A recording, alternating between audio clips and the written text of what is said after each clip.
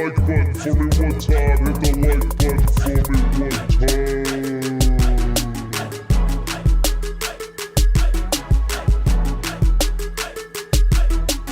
Likes up, likes up, likes up.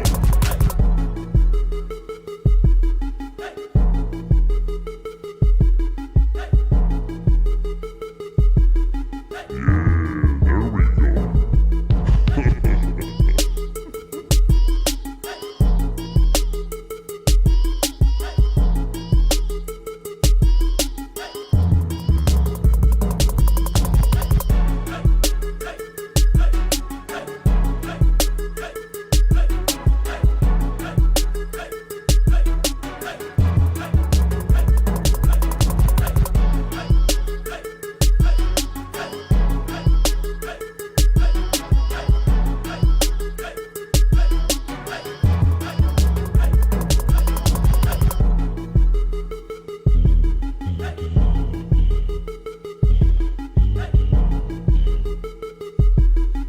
50 loads.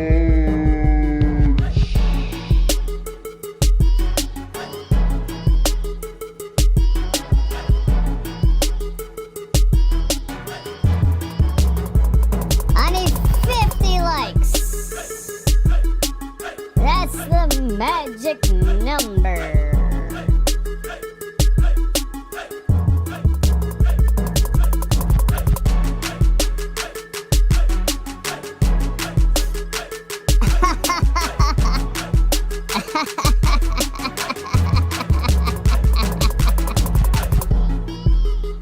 That's crazy.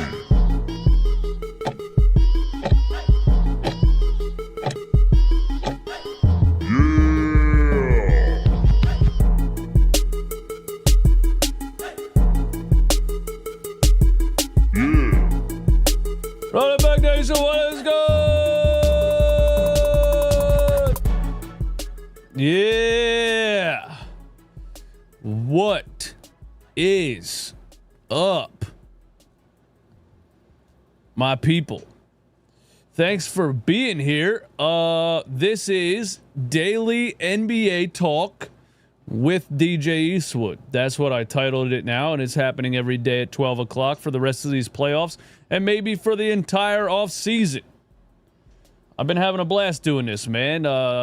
Do me a favor one time, close out the chat and hit the like button for your boy.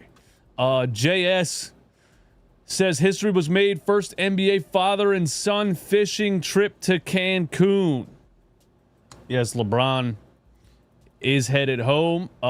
He sounds like he might be done playing in the NBA, to be honest with you. We're going to talk about all of that. I honestly forgot the whole Bronny James thing. Pretty wild if you think about from the beginning of the season, the whole controversy of Bronny James being drafted and all of this media around LeBron James playing with his son and all this stuff. And I watched LeBron James' whole career. I'm not a LeBron James hater. But pretty wild to see the first round exit after all of that media stuff, all of the fluff, all of the smoke and mirrors are gone. And then the Luka trade, and essentially you don't have enough size and defense to compete with basically anybody in the playoffs. And JJ Redick as a first-year head coach is a first-round exit. Just a pretty wild ending. In the bigger picture, I think the biggest picture of all of it is that the NBA is in a place where depth and chemistry and defense is much more important than it's been the past 10 years, I feel like. You're not seeing these super teams with 3 all-stars running the league anymore, even though Daryl Morey thinks that's still the way that you need to win, even if the guys that he signs are way past their prime and are no longer all-stars. But, yeah, wild ending to the season for the LA Lakers after all of the smoke and mirrors at the beginning of the season. We're going to talk about the Lakers-Timberwolves game last night. We're going to talk about, is LeBron James going to retire? I want to kind of give my opinion on JJ Redick as a first-year head coach and whether he deserves all the scrutiny that he's getting right now. And then also the Golden State Warriors got absolutely blown out by the Houston Rockets last night after looking like, after the Rockets kind of looked like they don't really have many options to get back into this series. Felt like the series should have been over. Part of me, just looks at a score like that and says, all right, the NBA is getting what they want here. They're extending a series that should be over. But then I rewatched the game. I specifically rewatched the first quarter when it was basically over after the first quarter, I went through all of the stats. I'm trying to figure out exactly what happened in that game. And then we got to, I think, ask ourselves, are the Warriors in trouble after being up 3-1, blowing a game like that in the fashion that, not blowing the game was over when it started, getting blown out in a game like that in the fashion that they did? Does it matter, or is it one of those, it was a blowout, they're going to win next game, series is over? Did the Rockets, who I thought had nothing left, figure something out? We're going to talk about all of that, man, and whatever else you guys want to talk about. Thank you for being here. Once again, hit the like button for me. I still believe the Clippers are winning this series. Ooh! Denver and 6. What's that? Game 6 tonight? Denver up 3-2. The Clippers blew too many games, man. They shouldn't. They on paper they should be winning that series. The fact that Denver is up 3-2 is wild. They've pulled out some miraculous victories and played kind of above the level that people thought they were going to play against this Clippers team. Even Denver Nuggets fans, probably especially Denver Nuggets fans. Denver Nuggets fans were the lowest on the Denver Nuggets, the same way I'm the lowest on the Sixers every year, because when you watch a team every night, you kind of pick it apart. Maybe too much. Shout out to Shane Butler is at lunch right now. Yeah, shout out to Shane and his lunch table. Shout out to everybody at your lunch table, Shane. Rob R, thank you for the super chat. I feel a bit sorry for JJ Redick. He's simultaneously trying to coach the team while worrying about the bus LeBron is going to throw him under. I don't know, man. Somebody else in the comments said that JJ Redick isn't in charge and like he's just answering to the man and LeBron is in charge. Do you really think JJ Redick would agree to be a first-time head coach and have and not be the one calling the shots? I don't feel like JJ Redick went into a meeting and was like, oh, I have to I get to coach, but I have to listen to LeBron. Yeah, sure, I'll do that. Why would anybody do that? You don't want the first year of your coaching record to be, I mean, you don't want it to be a first-round exit, but I think that JJ Redick's attitude and the way that he runs things is him trying to be, hard-nosed and blunt about things, and he doesn't come off as the kind of guy that's going to take a back seat or be the yes man to LeBron James, even though they're good friends. They had a podcast together or whatever that was that lasted like 3 weeks. But I don't know, man. I don't think LeBron's going to throw him under the bus. LeBron did kind of make a comment about Anthony Davis getting traded. So he did kind of throw a little bit of a shot at maybe the front office. But yeah. So let's talk about it, man. The Lakers lose. I don't even have the Lakers game up here. Stupid. Where's my producer at? Lakers lose 103-96 to the Minnesota Timberwolves. And what's the first thing I want to say? Oh, yeah, the Lakers have no size. They have no bigs. They have no defense. And, yeah, it's not really fair to JJ Redick because the roster is so bad. I put out a video a couple of weeks ago saying I was right about the Lakers. I only put that out as kind of a joke because I thought everybody thought the same way I was thinking after they made the Luka Doncic trade, even though Anthony Davis has been injured a lot of his career. He played a lot of games last season. He played a lot of games this season. And they traded defense for offense. I thought it was obvious that they made that Luka Doncic trade for the future. I thought it was pretty obvious that they gave up size and defense for offense, and they were going to be worse this season. I thought that was obvious, but there was a lot of people arguing on that video, Lakers fans, of course, claiming that they're better, actually, and they're going to surprise people in the playoffs, and they were even a favorite in this series. And I picked them in this series. only because I underestimated the Minnesota Timberwolves, not because I overestimated the Lakers. I kind of knew. I thought everybody knew that the Lakers' defensive issues were going to be a problem. I think in that video I said that they were already a bad defensive team. Now you add another guy who can't guard anybody. They're about to be the worst defense in the history of the NBA. I mean, outside of that one Brooklyn Nets team, once they traded for Kyrie and James Harden, or once they signed Kyrie and traded for James Harden, whatever, traded depth for another all-star. Let's not go there.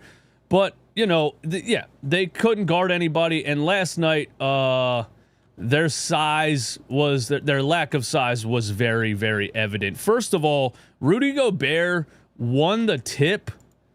He won the opening jump ball without jumping. Okay, game over.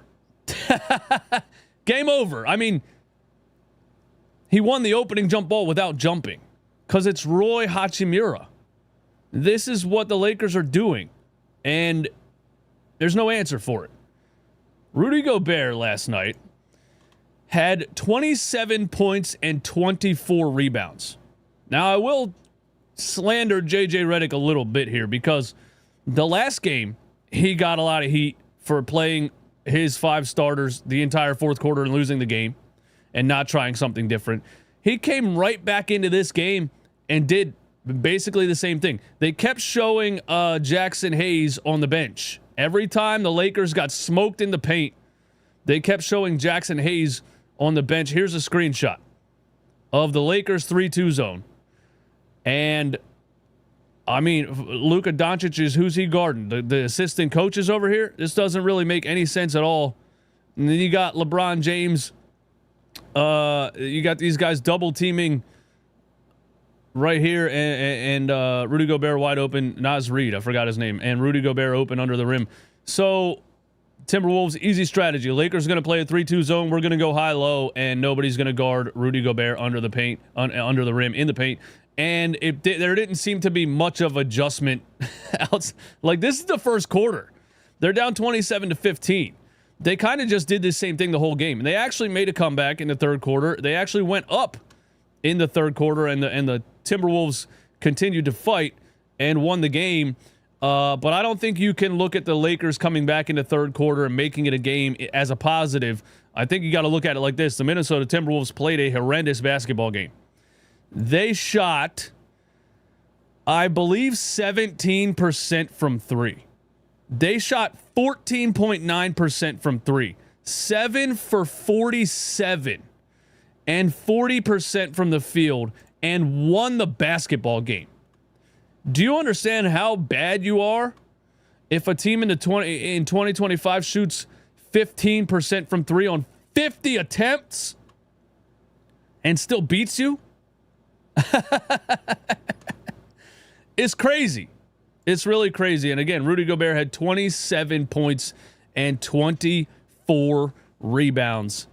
You know, and I want to say this about Julius Randle, man, because I have been wrong about Julius Randle for a couple of years now. When you talk about a player and you say that a player just needs a change of scenery, it can be very true, and I think it's been very true for Julius Randle. I think one of the problems with Julius Randle in New York was he was kind of expected to be the number one guy, and even when it was clear that he might be a high-level role player or a high-level number 2 guy, he's not a number 1 guy, and he would shoot the New York Knicks out of so many games in the fourth quarter by thinking he was the guy, or by Tom Thibodeau thinking he was the guy, or by trying to be the guy. Even back before they traded R.J. Barrett, he used to kind of, R.J. would be going off and Julius Randle would be taking shots from him in the fourth quarter. I think his role in the Minnesota Timberwolves has been perfect since that trade. Perfect for him and perfect for the Minnesota Timberwolves. Again, the Timberwolves shot 15% from 3 and won this game. Anthony Edwards, their star player, their clear-cut number 1, had 15 points in the game. He shot 26% from the field. You basically shut down Anthony Edwards, and who did it to you? Julius Randle. Especially in that third quarter and the fourth quarter, Julius Randle was the guy. He wasn't just a 1B in this game. He was a 1A in this game. So shout out to Julius Randle. You know, I think after that trade, everybody kind of forgot about him. and nobody talked about him. And everybody talked about how the Knicks are better since that trade went down. And the Knicks traded DiVincenzo and Julius Randle and got Karl Anthony Towns. And what else did they get in that trade? I don't remember. But are the Knicks... Did the Knicks actually get better since that trade when you think about it? You know? Or did they do what the Lakers did? Valued offense over defense and heart and hustle. I don't know, but shout out to Julius Randle. And down the stretch, he was the guy. He was carrying the Timberwolves in a close game in the third and the fourth quarter. And I just think it's cool that Julius Randle is doing this in the playoffs after kind of being thrown away by the New York Knicks. Like, oh, we'll give you Julius Randle and DiVincenzo. Here you go. You know, give us Karl Anthony Towns. Now we have a solidified star next to Jalen Brunson, and we're going to go run the East. And the New York Knicks are damn on the verge of losing in the first round to the Detroit Pistons. It's wild. And yeah, I was wrong about Julius Randle just because a player can look one way in a certain team, in a certain environment, in a certain roster construction. He can look totally different. And kind of shout out to the Minnesota Timberwolves for getting the best out of Julius Randle so far. And who knows, man? The Timberwolves, they were in the Western Conference Finals last year, right? And then they traded Cat. And I've made fun of the Rudy Gobert trade for a while, that they gave up too much for him. But when he's giving you 27 and 24... Is it worth 5 first-round picks? No, I don't think so. 9 offensive rebounds, and that is against a team that doesn't play a center. It's pretty wild. It's pretty wild, man. What else did I want to say about this game? Oh, yeah. Lakers fans owe me an apology, man. I did make a video. It was titled, I Was Right About the Los Angeles Lakers. Again, I thought this was pretty obvious. And, wait, where did I go? Yeah, I thought this was pretty obvious that the Lakers were going to be bad defensively. Again, I picked them in the first round because I underestimated the Timberwolves, not that I overestimated the Lakers. And, you know, I got comments like this. DJ, I love you, but this is just a bad take. The Lakers have a top 5 defense since the Luka trade. And you are pushing a narrative that they can't defend a toddler. Not to mention, this game is after LeBron James came back from an injury. The Lakers shouldn't have been a favorite to win because they lost to a young Bulls team with Josh Giddey just having a great night, almost getting a quadruple-double. One game doesn't define the Lakers. This is called excuse-making. And this is, I mean, a top 5 defense says who? You know, what are we looking at? Box plus minus adjusted defensive whatever advanced stat you're talking about. This is why we got to throw advanced stats out the window. If you watch the Lakers play basketball, even once this season, they were not a top 5 defense. You're lying. The advanced stats are lying. I don't care what anybody says. I know you said they were a top 5 defense since the Luka trade. Lie. Even if the advanced stats say it, that's a lie. Anybody that watched it knew that that's not true. And so I say, nah, watch them play. They can't defend a toddler. And he says, stats would say otherwise. Bro, I just told you to watch the game. I just told you why advanced stats do not tell the whole story. And if you watch the game with just come to the conclusion with your 2 eyes, you can see that they're bad defensively. You come back with stats would say otherwise. That's exactly my point. That's literally 100% my point.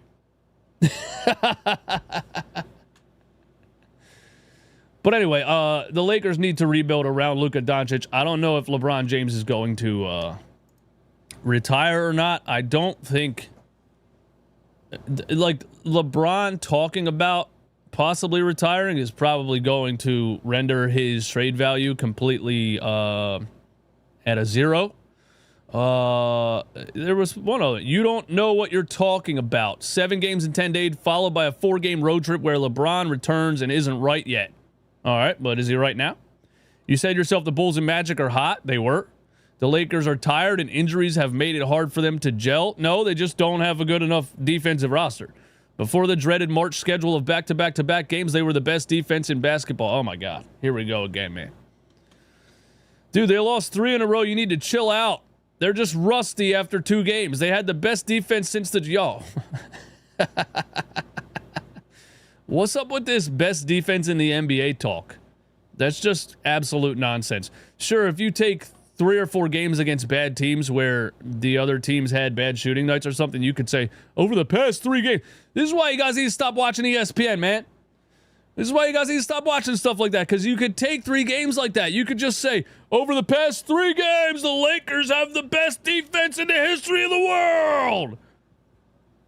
Even if those teams had injuries and were playing a bunch of G Leaguers and they shot 0%. You can't take cherry-picked stats and run with it like that. You know what I'm saying, man? But anyway, yeah, that's... I thought the Lakers were terrible defensively before the Luka trade. I thought they would get even worse defensively after the Luka trade. And I picked them to beat the Timberwolves. I underestimated the Timberwolves' depth. I mean, Jaden McDaniels, Naz Reid, Julius Randle, Dante DiVincenzo, of course, Anthony Edwards, Rudy Gobert having 25 and 25 rebounds. The Minnesota Timberwolves are going to be a tough team. And if Anthony Edwards comes out of it and goes on a heater, you know, they're winning games like this with Anthony Edwards putting up 15 points. Yeah, they can be tough in the West, man. What you guys think in the chat? What you guys think in the chat? RJ, what's up, man? It's ridiculous that fan base any argument on stats and forget the human aspect of the game. Stats is always non-real-time data and shows trends only. Thank you. And there's also the basketball gods everybody forgets about. Everybody tends to forget that there is a higher power in this world of basketball. Remember, Daryl Morey assembled the 2016 Houston Rockets specifically to try to shoot more threes than everybody. Because his algorithm told him, if you shoot threes at 30%, if your three-point percentage is bottom line 30%, and you just shoot more threes than everyone, you will win all of the games mathematically. And then the basketball gods said, watch this. And they missed 27 three-pointers in a row in the Western Conference Finals. You can't make that up, bro. You can't even do that if you tried to do that. If you closed your eyes and shot 27 threes in a row, you would bank one of them in. That's the basketball gods saying, fuck you and fuck your algorithm. Because this is real life. And what happens if the ball just doesn't go in the hoop? Oh, that's good stuff, man. Is the JJ Redick scrutiny warranted? Let's go to JJ Redick here, man. Let's talk about JJ Redick, because a first-year head coach, I don't think it's warranted, but I also kind of have an outside perspective. I probably have the same perspective that people who didn't watch the Sixers this year have about Nick Nurse. You could say it's not the coach's fault.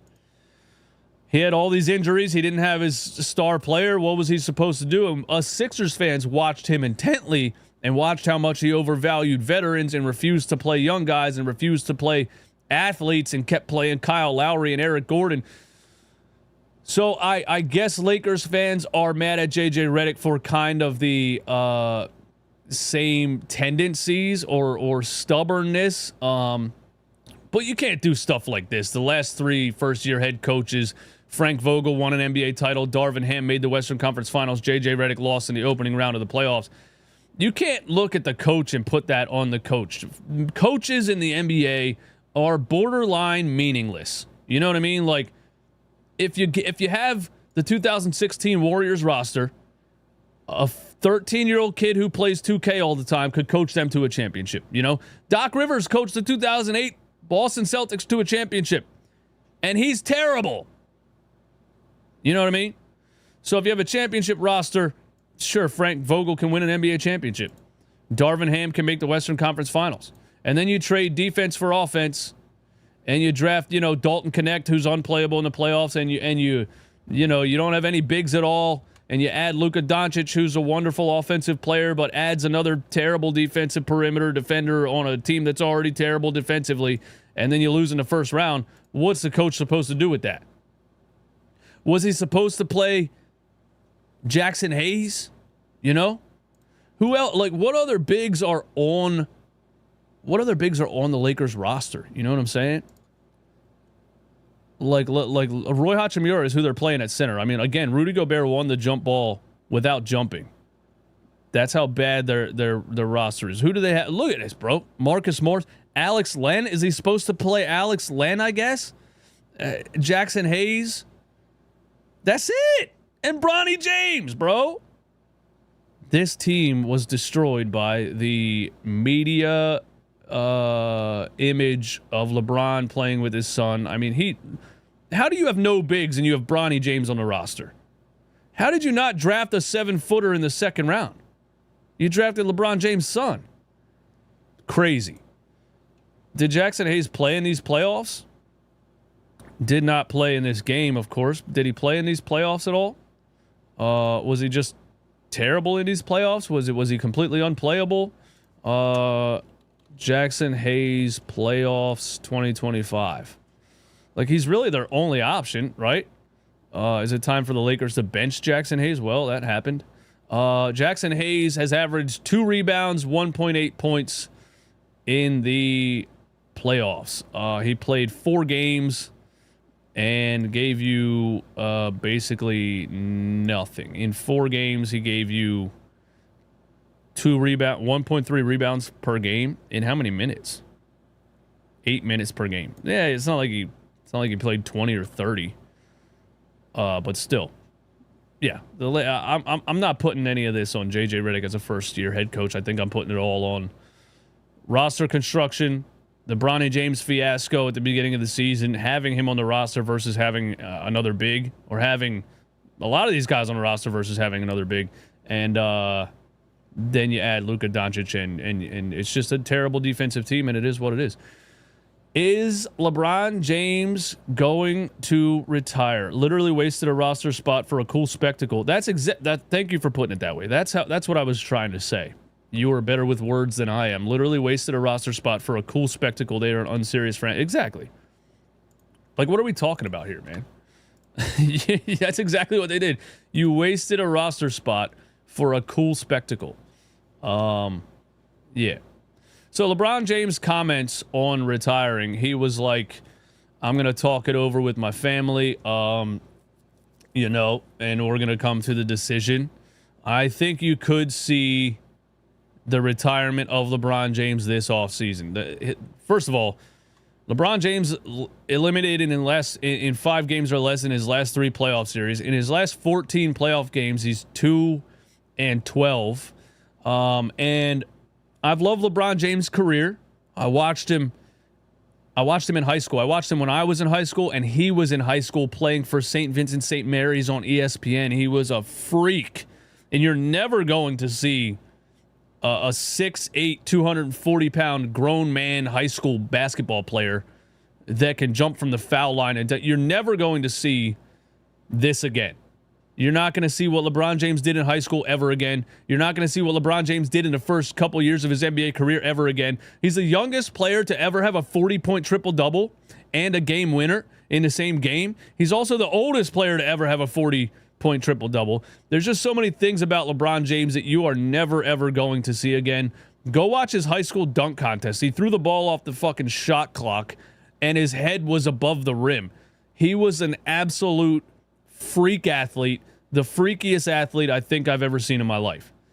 But the last couple years of his career has just been a LeBron James parade. And I've been saying this, and I'm not saying you should retire at a certain age. I'm saying the last couple of years, they haven't built teams with LeBron James with the intention of winning basketball games. The last couple years has just been a LeBron James parade, and LeBron James has been in control of franchises and being the GM on the floor and all of these things. And then the whole damn maybe JJ Redick as a head coach because it was LeBron's friend. I don't know yet because I'm not going to write off JJ Redick after 1 year. But the nail in the coffin of this LeBron James parade was the forcing Bronny James into the NBA, who's not an NBA player. Stop it. I don't care if you continue to disagree with that. He might be a role player. He might be I don't even think he's a good enough shooter to be like a I was gonna say somebody and I forgot his name, but I don't even think he's a good enough shooter to be like an off the bench role player. I don't think he's a good enough ball handler to be an NBA point guard or a facilitator. Or the nail in the coffin of this LeBron James parade the past couple of years was forcing Bronny James into the NBA and then giving him a guaranteed contract. And then he played in the G League most of the year. He got a $9 million guaranteed contract to play in the G League. That's never happened before. So, yeah, the last couple of years was a LeBron James parade, and the Lakers situation right now is the result of that. LeBron James probably retires. I don't see a way that the Lakers rebuild anything with LeBron James on the team. I don't see them trading him. I see him hanging it up. He has all the accolades. He has everything. Let the chips fall where they may. Let the haters hate. Let the lovers love. And lucky for them, they made the Luka trade so they can move forward after LeBron, which I still think is kind of maybe an NBA setup because you can't have the Lakers tank because they make the NBA too much money. But yeah, I don't think the Lakers have been. I don't think winning has been their main objective the last couple of years. Their main objective the last couple of years has been the LeBron James parade and making money off of that. And I think that's true. And I said it because I think it's true. But we'll see if LeBron retires, man. Anyone that calls LeBron the GOAT after getting booted in the first round with Luka by his side needs to be admitted to an insane asylum. That's not fair because Luka Doncic can't play defense. You can easily lose with Luka Doncic by your side because it's a 5-man game. It's a 10-man game. And the Lakers didn't have enough. 2-12 in your last 14 playoff games is pretty wild. But I'm not here to slander LeBron James. I just think that it's time for him to retire. You're 40. You know, you have all the legacy. You have all the numbers. You have everything. You don't have anything left to prove. Just hang it up and let the kids play, man. Anthony Edwards. I said this yesterday. Anthony Edwards is the face of the league, man, and I love the way that he approaches everything. I love his competitive spirit in an era where NBA players are paid so much money, and a lot of times you question whether they want to win or not, or whether they're just content with being millionaires and living a lavish lifestyle. Anthony Edwards is one of those guys that wants to compete and wants to win and wants to be the best over everything else, over money, over everything else. And I just love his attitude. And, you know, he took a victory lap in LA last night. I don't feel like there's enough security out here for you to just be walking the streets in LA, but you know. My business, man. How y'all gonna be fucking with me? I just sent y'all nigga home. Tyler, how they gonna do that? They be talking shit. Man, they been talking shit all week. Hey, all the analysts said what they say. Lakers in 5. And then look, when we was up 3-1, they said Lakers in 7. Ain't they say that? Go to hell today. Hey, Tyler, what is it? Hey, the good guy gonna die in this movie. Hey, the good guy gonna die in this movie. He also said that I sent you home while shooting 0 for 8 from 3. And that's obviously more on the Timberwolves roster and Julius Randle, but I love his attitude. And there's a clip that the Minnesota Timberwolves posted where actually I'm going to play it because I think it's great, and if you haven't seen it, you need to see it. Where they kind of I wouldn't say take a shot at LeBron James, but they kind of do a spin on a LeBron James quote. Here it is. I love this dude, man. I respect this dude. Has the confidence that it makes the NBA fun, man. And he wants to. He wants to. I do not look up to anybody in the league right now. I love that, not man. At all. Yeah, not the slightest. Yeah, I want to cook LeBron one-on-one. Like, who don't? If you say you don't, you don't want to compete. He has that old 90s basketball mentality, trash talk, and I want to be the best, and I want to cook you, and, you know, I want to two-dribble and tomahawk dunk on your head and scream in your face, and I love that. And we need more NBA players like Anthony Edwards, man. We need more NBA players like Anthony Edwards. That was once Joel's mindset. It was It's just that Joel Embiid is 7'2", 300 pounds, and can't stay healthy, man. What else did I want to talk about? Is there anything else I wanted to say about the Lakers? Will LeBron James retire? No, there's not.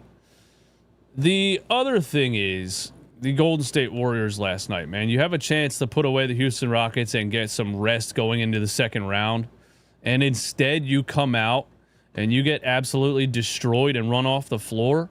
And there's two things here. Like, first of all, when I see a score like this, and the Warriors were up 3-1 with all the momentum, it feels to me like, does the NBA maybe throw a little money at some players and say, listen, give us another game.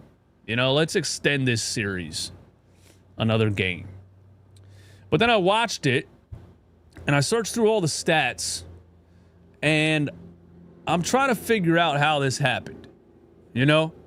And the Warriors lost by way more than this many points, by the way. They had the bench in at the kind of the whole second half, but especially the fourth quarter, and the bench started to make a run. They had it down to 12, but the game was over after the first quarter.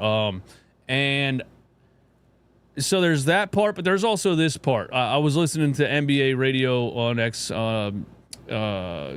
what's it called, dude? Sirius XM this morning, Mike Scalabrini, and he said that he's fine with, Jimmy Butler's playing with an injury, and if this is exactly what he said. He said Jimmy Butler playing through an injury, if he felt like after the first quarter we're not winning this game, and he just takes the rest of the night off, I'm okay with that. Are you okay with that? Should you be okay with that? Because it's not like the Golden State Warriors are this dominant. They're not the Boston Celtics. They're not the Cleveland Cavaliers. They're not the Oklahoma City Thunder out here. It's not like they dominated the regular season and were a heavy favorite in the first round and took a game off. These guys were an underdog in the first round. The Houston Rockets were the number 2 seed in the West. The Western Conference was very close every single game. But no, I don't think that's a good thing. I don't think the Warriors roster is dominant enough for players to be like, we lost this one, let's just take care of business next game.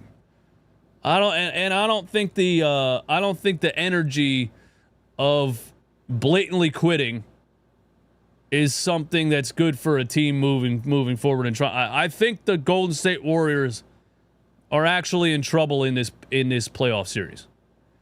And I picked the Houston Rockets to win this playoff series, and it looked like a terrible pick for a couple of games. But the reason I picked them to beat the Warriors in this playoff series is because I watched them hold Steph Curry to 3 points in 36 minutes in a regular season game. And everybody was like, that's just a regular season game. How are you going to base your whole opinion off of a regular season game? Because I watched them do it.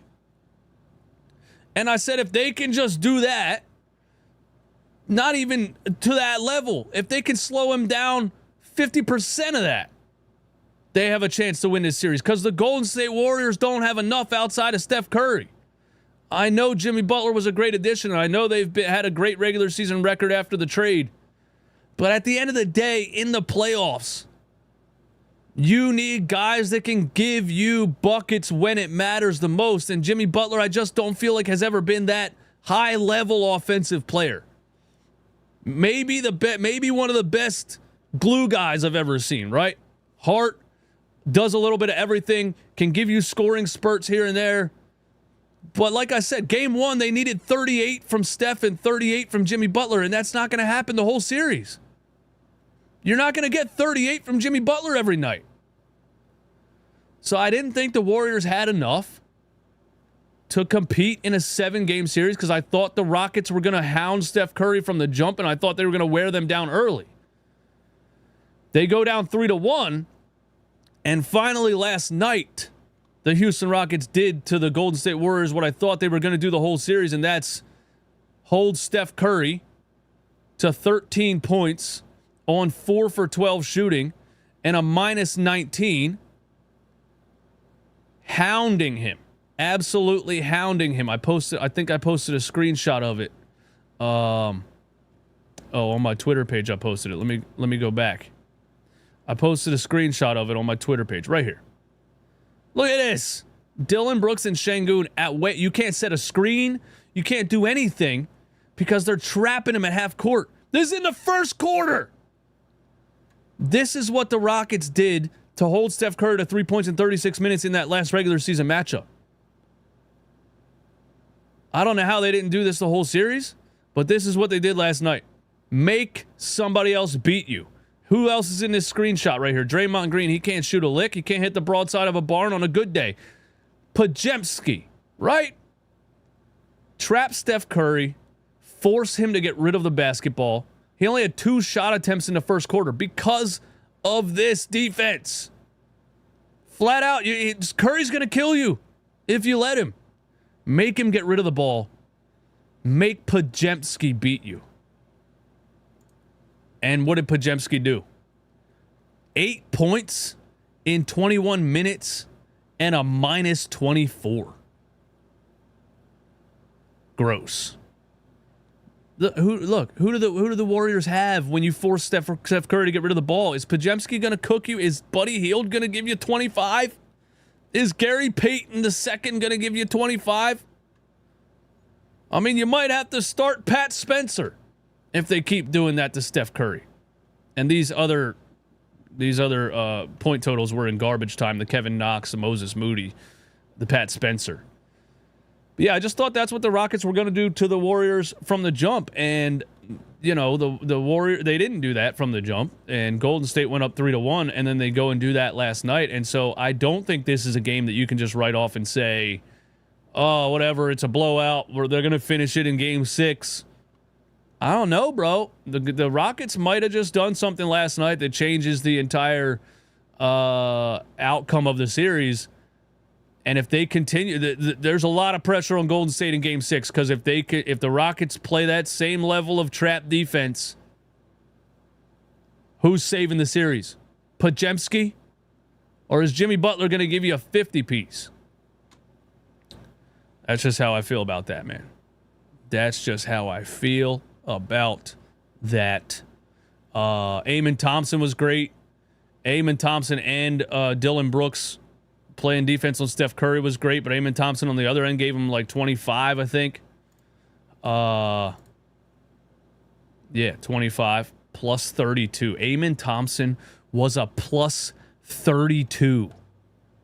I don't know, man. This has been a confusing series, I think, the Rockets and Warriors, and it's hard for me to really kind of try to say what I think is going to happen anymore, because I have absolutely no clue. I have no clue at all. What else do we want to talk about in this show, man? Thank you guys for hanging out. Thank you for tuning in. Should we do any, like, is there a Sixers topic to cover? Should we do that? Bro, those two teams were never supposed to be in the finals. It was not for Jimmy.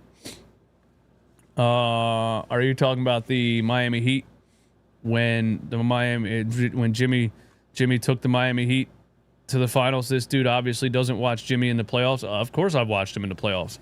And what he did with that Miami Heat team was incredible. And he took 5 undrafted players to the NBA finals. You know what I mean? Max Strus, Gabe Vincent, Duncan Robinson. Who else were the undrafted players on that team? But yeah, I mean, I obviously do watch Jimmy Butler in the playoffs, because I just told you more than you would know if you didn't watch Jimmy Butler in the playoffs. And what did he do? What did he do? Actually, what did Jimmy Butler do in the playoffs when it mattered the most, right? One play describing everything that I just said. Encompassing. Well, that's the word I'm looking for. Encompassing? Damn, I'm smart today. One play encompassing everything that I just said. What was it? Game 6 or 7? What did that play? What did that final series go? Heat down 3. Final seconds. Jimmy Butler takes the shot to try to tie it, send it to overtime. Brick. I'm not saying Jimmy Butler can't make that shot. but I just don't think he's ever been a offensive superstar scoring wise. I would feel like that's a pretty fair thing to say. If you think Jimmy Butler has been an offensive superstar, you're just lying. Great player to have, and I think he's playing a great role for himself on Golden State. He's kind of like a Draymond Green 2.0, in my opinion. Sometimes when I'm at work, I feel like I won't be able to complete tasks that day I call it, and everybody who is counting on me will just have to wait for the next day.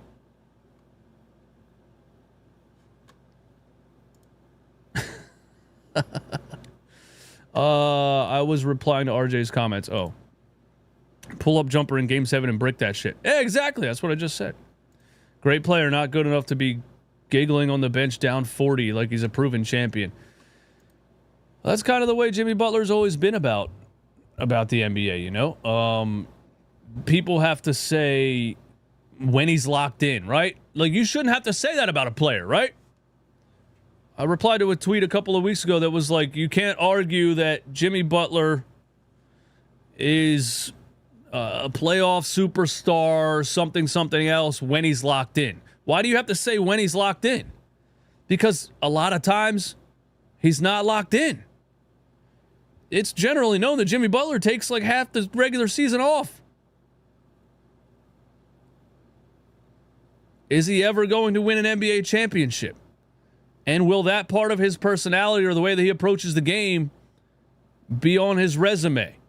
Great player, underdog, chip on his shoulder, late first round pick or second round pick, was kind of always counted out. I respect everything he's done. I respect, as far as he's come in the league, has been nothing but sheer hard work and dedication and a psycho level of just obsession with putting the work in. But the way that he approaches the game with the, like, I'm going to take a night off. I'm going to take a couple of games off in the regular season. I'm going to coast until the playoffs. If he never gets a ring, I think you can point back to that as maybe a reason why. What up, yo? Sorry I'm late. That's unacceptable, Gunna. That is unacceptable. Anything else we want to talk about, man? Let's go. There's no Sixers news, man. We don't want to talk about the Sixers, do we? The whole reason I'm doing this NBA show is to not talk about the Sixers. But let's go ahead and type Sixers into Google and see what we come up with just to end the show on misery, like I like to do. Revisiting the results of the 2025 preseason Sixers survey. Sixers offseason mailbag, the summer of Giannis. Giannis Antetokounmpo is not coming to Philly. Sixers legend reacts to Lakers coach JJ Redick leaving pregame presser. Michael Rubin gets roasted by the Massachusetts Gaming Commission. That's a Sixers news? What the freak? Jared McCain finishes 7th in NBA Rookie of the Year voting. Sixers projected to draft 6'10" forward with electric scoring skills. That would be 6'10" forward with electric scoring skills. That's Ace Bailey, right? Okay, let's do because I don't want to talk about the Sixers. There's nothing to talk about, and I hate them. But let's do a little tankathon.com because the NBA draft lottery is in 12 days. In 12 days, we will find out the fate of the Philadelphia 76ers first round draft pick. For those that don't know, it is top 6 protected. It was traded way back when the 76ers traded Al Horford. The Oklahoma City Thunder, if the 76ers land out of the top 6, the Oklahoma City Thunder own their first round draft pick. If they land in the top 6, they own the first round draft pick. Of course, in a perfect world, they get really lucky and they get number 1 overall and they draft Cooper Fleck. Or they get number 2 overall and they draft Dylan Harper. In a perfect world. Number 3 is probably Ace Bailey. Let's just hit the button.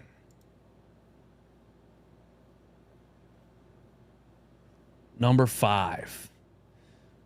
We got him at number 5. And that is going to be Trey Johnson out of Texas. I haven't watched any Trey Johnson tape. But a 19-year-old, 6'6", 184. Holy shit. I'm 5'10". I weigh more than that guy. 6'6", 184, 19 years old. Just looking at his build and his stats, I'm going to say Trey Johnson can develop into a great NBA player. Probably the same way I feel about VJ Edgecombe, that he's going to need some years to gain some weight and develop. Because an NBA build is Dylan Harper, 6'6", 220. That kid's a tank. And really that's like the James Harden build, right? Like 6'5", 6'6", 215, 220. 6'6", 184, 6'5", a $180. These kids need to grow and mature and develop. And, you know, these two, VJ Edgecombe and Trey Johnson, I think, are probably two players that you would draft and expect to find out what they are 4 or 5 years down the line. A project, if you will. A high ceiling project, which is why they would still go in the top 5. But I think these top 3, Cooper, Dylan Harper, and Ace Bailey, are players that you feel much better at having an immediate impact on your basketball team. You guys agree with that? Or you disagree with that? Scott Lawrence, what's up, man? I will stream the draft lottery. Hell yeah. I will be live streaming the draft lottery, and if the 76ers land at 7, I will jump out this window right here. 11 days until draft lottery. Jimmy will win as a role player coming off the bench if he does win a championship. Coming off the bench? Yikes. I don't think Jimmy Butler's a good enough shooter to be a bench player. Like, I don't think he's going to play for that many more years. You know? Anyway, thanks again for you guys hanging out, man.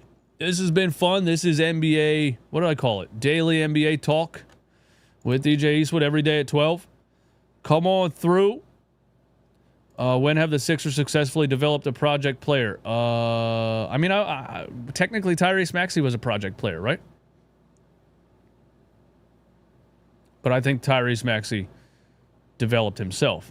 But yeah, there's been a lot of project players that the 76ers have not developed. Probably way more not developed than have developed. Hey, thanks for hanging out. Every day at 12, right here, we talk about the NBA. Tonight, Pistons-Knicks, Game 6. If Detroit wins this game, I am going to be absolutely unbearable tomorrow. If Detroit wins this game, I will, you know what? Put this on record. If Detroit wins this game tonight, I will go purchase a Tobias Harris Pistons jersey.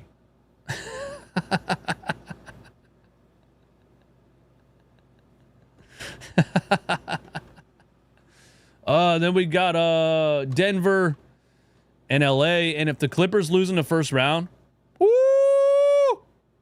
If the Clippers lose in the first round, after everything that was said, after this whole look at James Harden, Philly should have paid James Harden, blah, blah, blah, blah, blah.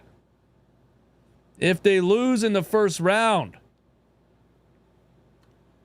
what is the future of the LA Clippers if they lose in the first round, man? Tonight's the night. Catch up with me on Twitter, man. When I'm not streaming games, I'm always live tweeting during games. Right there, top of the screen right here, at DJ Eastwood RIBP. Follow me on Twitter, and when you're watching the games, you can read along and interact with me and my live reactions, all right?